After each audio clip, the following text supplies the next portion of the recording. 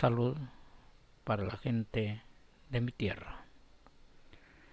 En esta ocasión les hablaremos acerca de las hojas de aguacate,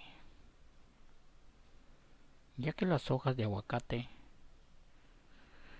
nos sirven para aliviar la tos,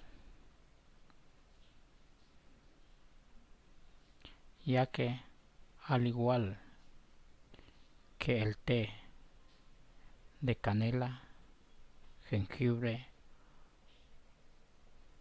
o higuera, es uno de los remedios tradicionales más arraigados para aliviar de las molestias que nos provoca la tos.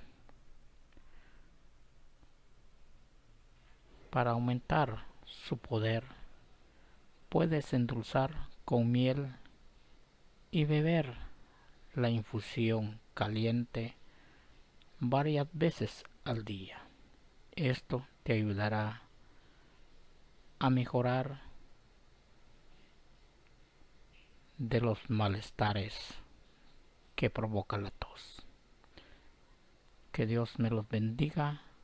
No les digo adiós, sino un hasta pronto.